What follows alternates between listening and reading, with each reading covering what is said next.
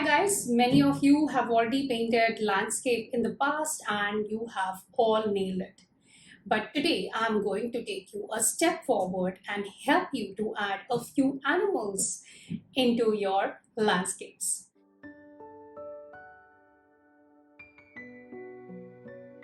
Today's video is very special to me because it has taken me almost close to 4 to 5 years to get here, and I'm going to spill all my secrets with you guys.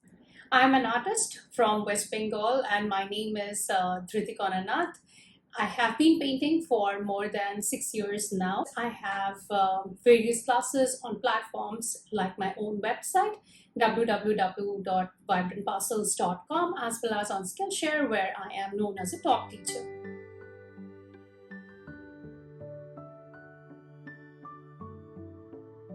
Let me now walk you through a few steps which we are going to follow for nailing this painting.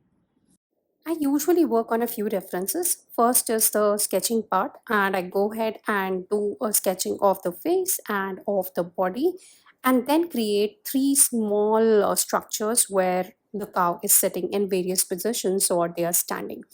That's how I get to understand how I can add it into our final painting. Go ahead and tape down your paper on the left side. We are going to start out with our painting once the taping is done.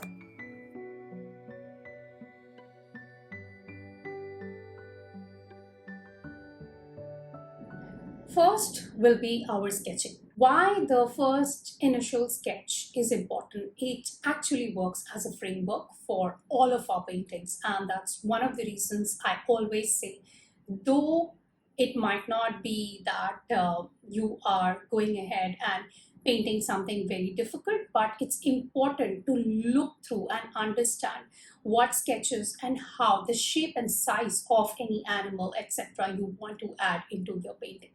For example, cows, which we are going to add into our painting. The basic shape and size is rectangular.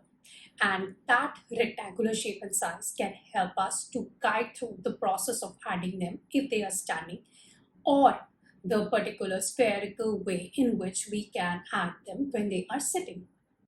I love to add all these backgrounds, and these backgrounds are basically the lines which distinguish your horizon. Now, what is a horizon line? Here, the horizon line is not straight, it is basically the land area and the sky area. As I know the structure of cow is rectangular, I will go ahead and start out with that. And then just draw one more equal length line while it goes below for my leg area. This is a standing cow, and we are going to add more legs on the right as well as on the left. There will be four legs of a particular cow. There will be a tail and a head. We are going to keep it simple. See, as we progress in our journey of watercolors, you have to understand that simplicity is the key. I will add two to three animals exactly the way you have seen on the right into my painting. That's how I will go about it, as I have already practiced them. And practicing really helps me to understand that I do not need to go ahead and try something new.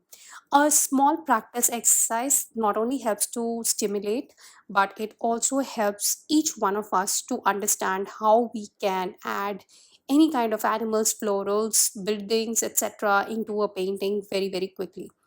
That's one of the reasons I love to go ahead with the thumbnail sketches of these smaller animals in any size, shape, etc., circle, square, rectangle, anything that you can go ahead with. Finally, making it an absolute effortless way to add any kind of subjects or object which you have thought about into a painting. I do not like to place any of my subject in the middle. I love to place them somewhere in the lower left right side or lower left side. I don't go by the rule that we have to place it in the center to get all the attraction. As per the rule of thirds, you know, when you divide your paper into 9 equal halves, the intersection point are basically your focus points, and that's where you should always add any kind of subject of your choice. I always exercise that similar kind of approach even in my paintings, and this painting is no different. Let's go ahead and add further animals into this painting, and the next one would be more oval or spherical, As I continue to explain it to you, there is less explanation at this stage. Only the structure you need to keep in your mind, whether you want to go ahead with a square structure, you want to go ahead with a longer rectangular structure, you want to go ahead with a more breadth or width kind of a structure. That's all I think about. Rest, everything I would say falls in line. This particular paper size is A5 size. If you are someone who is in love with smaller paintings, or you are someone who wants to do a quick painting and go ahead and work on another subject, for me, I do these kind of quick sketches very often, as on a regular basis. I have either classes or I am doing my shoot, or else I even go ahead and do all these voiceovers. So usually it just occupies a lot in my day, and hence going with smaller sketches makes it way more simpler for me to approach any kind of subject that I'm thinking of. Going with a more oval structure as we go ahead and work on the mammal now.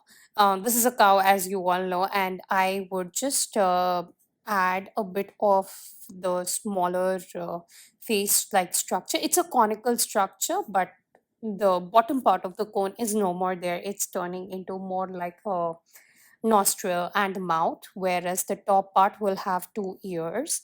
We continue to drop in a few lines towards the bottom area for making the darker values. This is a simple, easy painting, just that when you are doing the sketching, you might feel it is a bit longer compared to what you might have expected. This whole of the sketch is at 2x speed, so you might have to go ahead and reduce the speed of the video whenever it is necessary. Going ahead with another cow after this, and then adding it towards the bottom left hand side. I will add some dark patches on some of the areas of the cow and then make it darker with the help of my graphite pencil. I will do this an iterative process on all my cows that I'm going to add in my painting.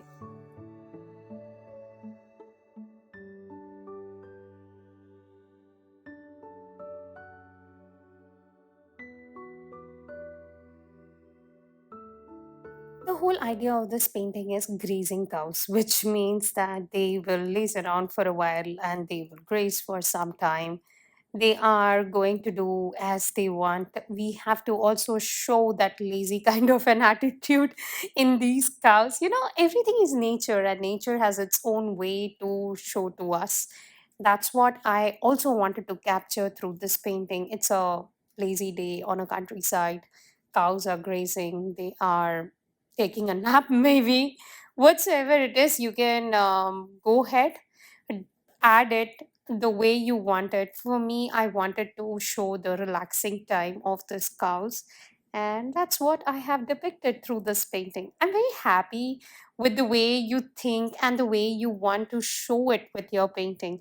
If that feeling is there in you, I think it can be showcased through the painting. And every painting has a story of its own. I feel very strongly that the story that I wanted to depict through this painting, I have added on the right side.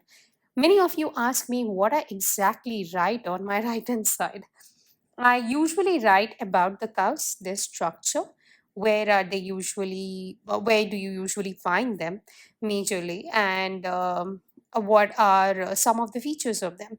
That's all you need to do in a whole sketchbook where you are trying to depict any kind of subject of your choice.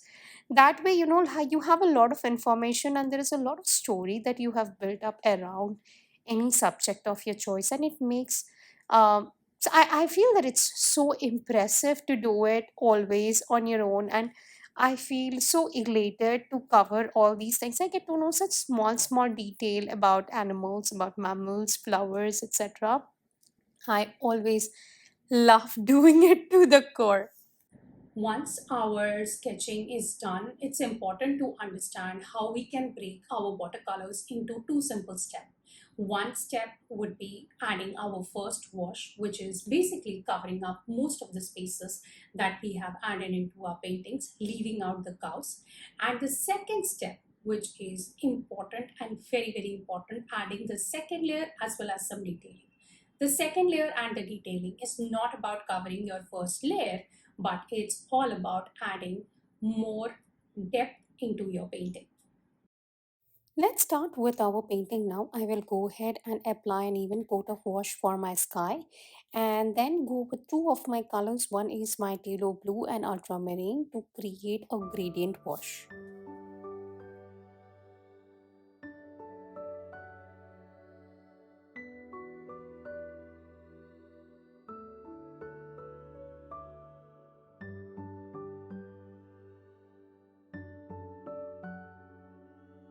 Just to add a bit more drama towards the bottom side of this cloud, I will go ahead and add some of my Naples yellow.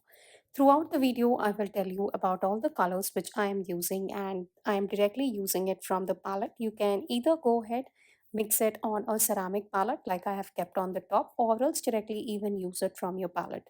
I usually pour my paints from the tube into this wells that you see in my palette and then again reuse them in my paintings. Going ahead with my green, this is basically a light green and a dark green mix. The sky area is already wet and hence my colors are moving to a great extent.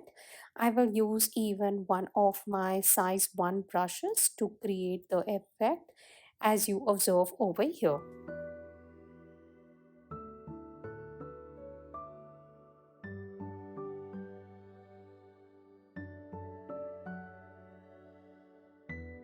I will go ahead with my yellow green to create this effect that you observe over here. And this is basically the green parts of my countryside, which I'm going to use. You can also mix a bit of your brown into this green to create a bit more lighter value or a less vibrant value and more of an earthy color.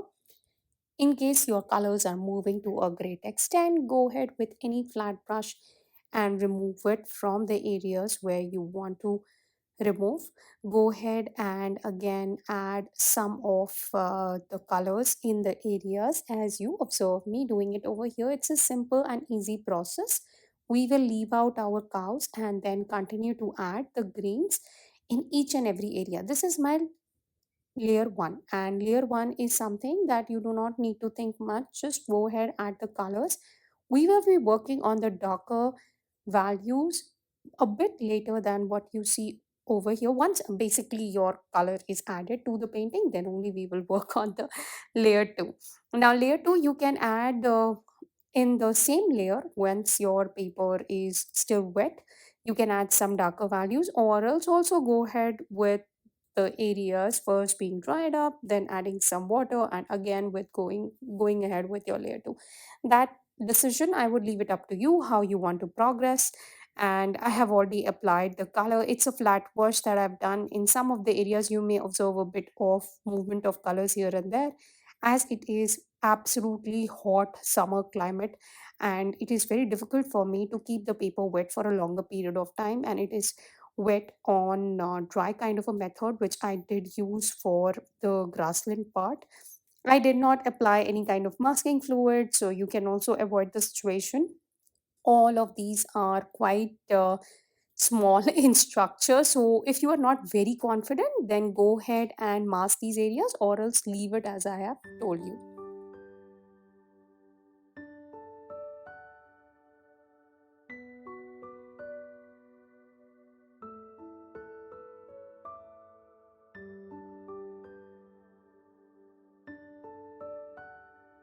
Let's start adding some of the greens in and around the cows where they are sitting or lazing around. That's the area where there will be even more shadows. I'm going ahead and adding some of my forest green and burnt sienna to create the earthy colors. Though you can go ahead and even use the earthy greens in case you have it, but I really don't have it and I'm using these mixes for my painting.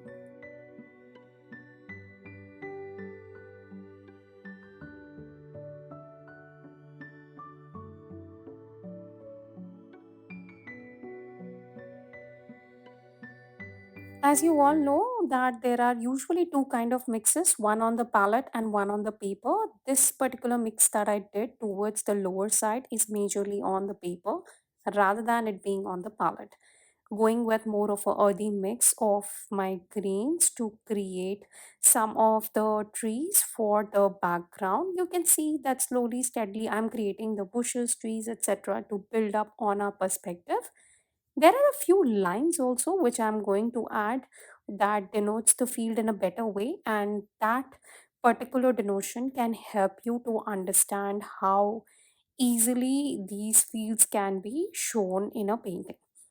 Going ahead and adding some of my darker values further, and then again blending it with my background.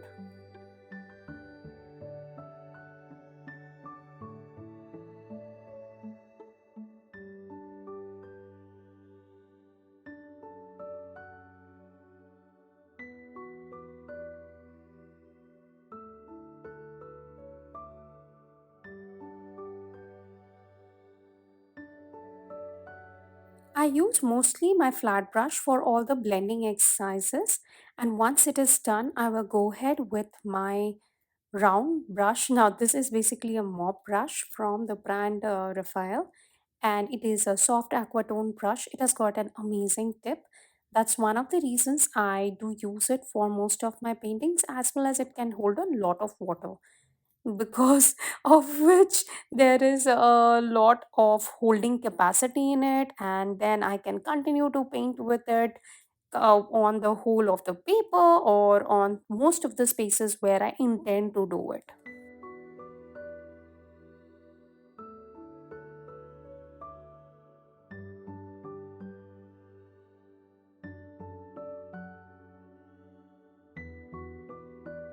Many of you might be thinking that why I am taking so much time to build up on the cows. This is the last subject which I want to touch.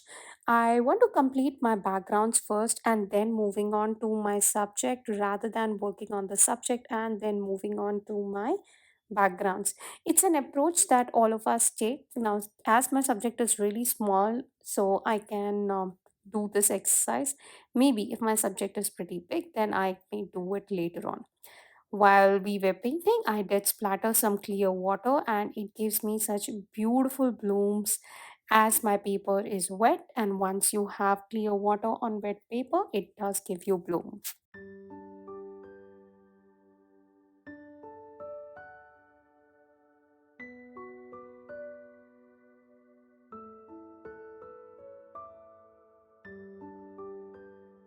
Now it's time to add a few darker areas even towards the top part, just near the horizon line, to show the fields in a better way.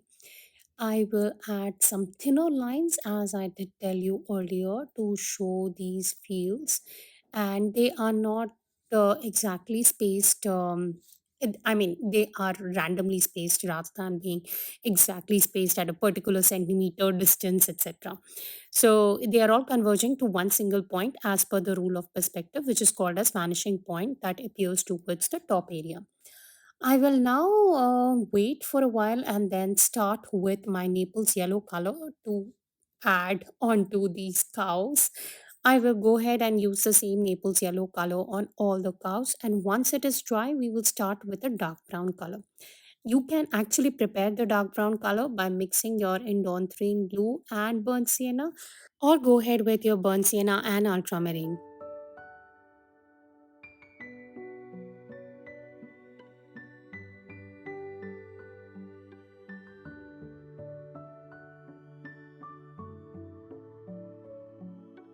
It's time to let the cows dry up now before we apply the darkest value of brown. I will be applying it on the gray areas that I did add to the painting, and then we'll add one more layer darker values into it.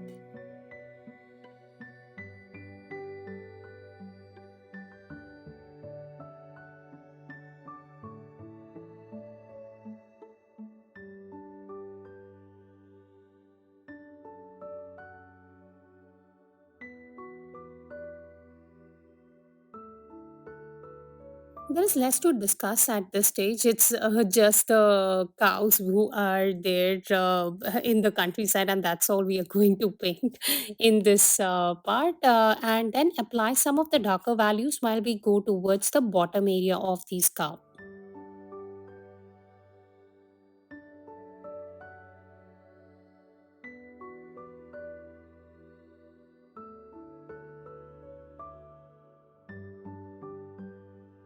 If you are painting along with me and are still struggling to actually paint any kind of animal, do write back to me. I would love to post one of the videos that can be helpful in your journey of watercolors. As I always say, I love to add more and more knowledge, more and more information that I can share over here with each one of you. It's a great pleasure to work on this particular painting. Believe me or not, it's one of the paintings that I never thought I can also do.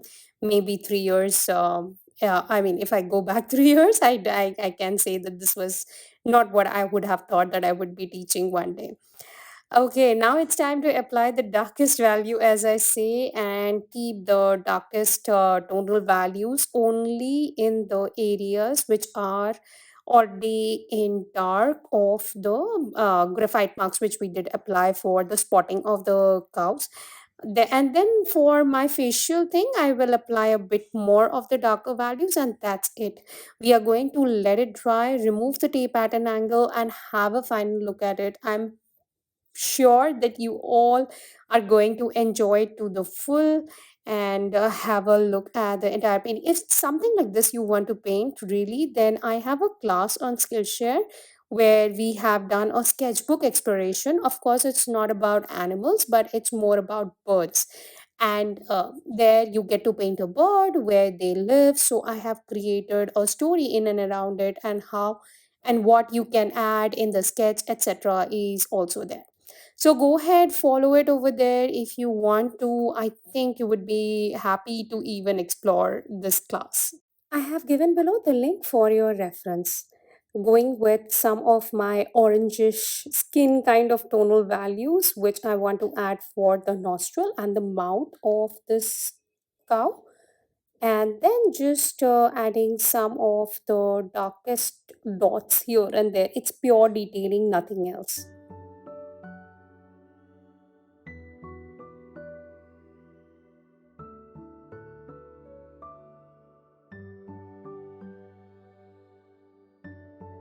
Let's add some birds in the sky as it feels a bit empty. I hope you have enjoyed this video, and in case you are someone who is joining me for the first time, please go ahead and subscribe to my channel. I come out with new videos every week.